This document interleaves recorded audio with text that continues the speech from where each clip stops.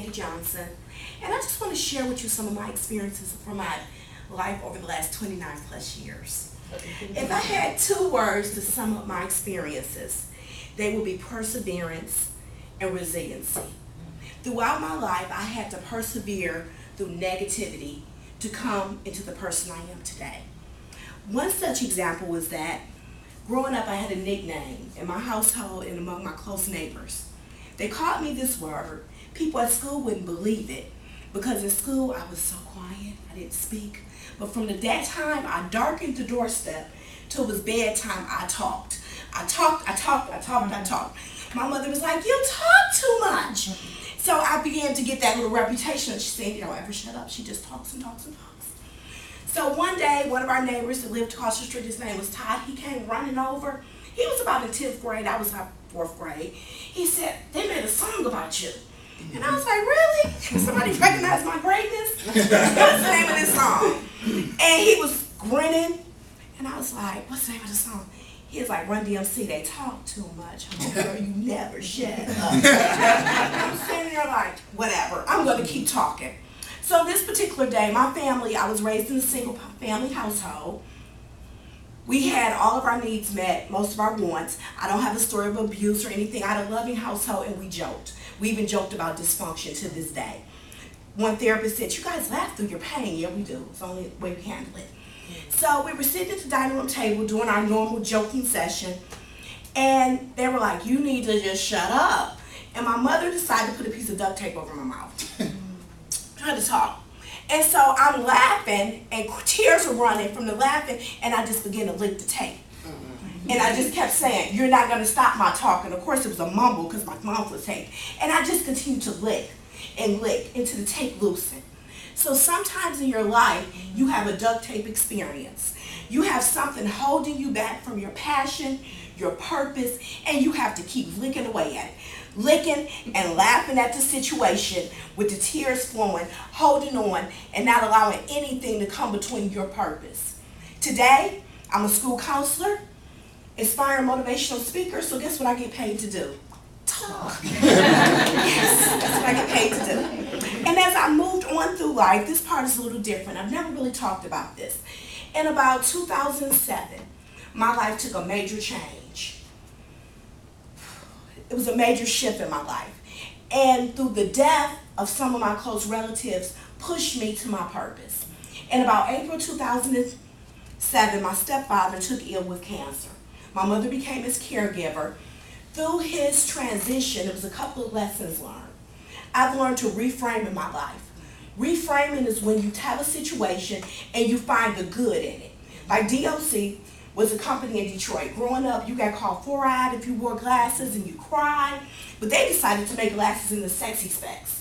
So when I took my own children to get glasses, they cried because they didn't need them. "I want some sexy specs." So reframing is taking one thing and reframing it to mean something else. So my stepfather, as his illness progressed, he began not to be able to work. He decided to leave his job after deciding being on morphine and driving a semi wasn't the best combination. He came home and got Social Security. My mother was constantly fussing because he kept going to the grocery store.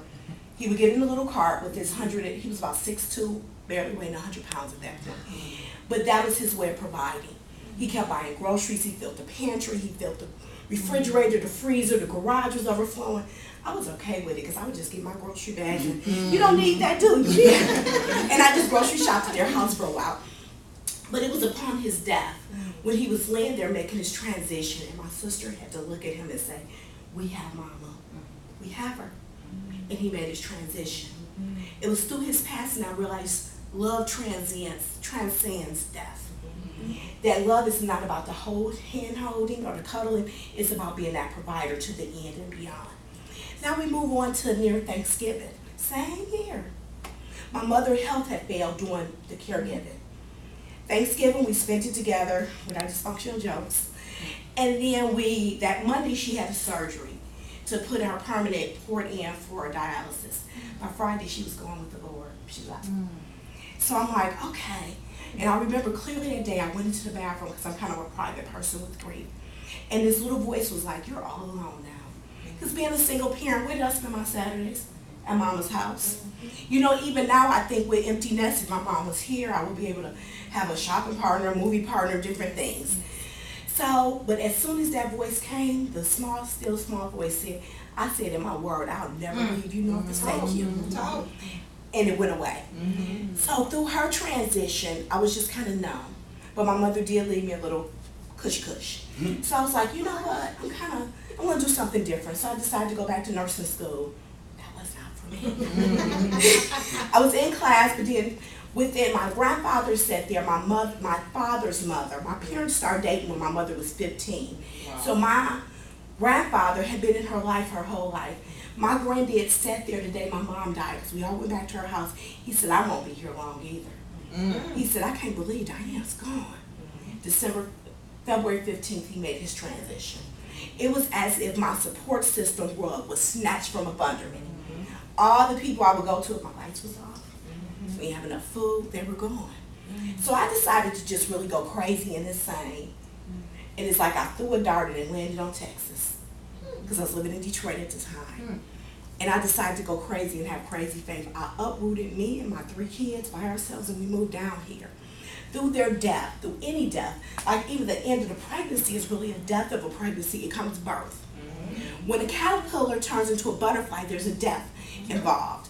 So through their death, opportunity opened for me. I was able to financially relocate and put ourselves in a better situation. I had a desire to be an educator. I was able to do that, get my master's degree, and go into education. So through losing them, I gained. I was able to move to the place of purpose. Thank you.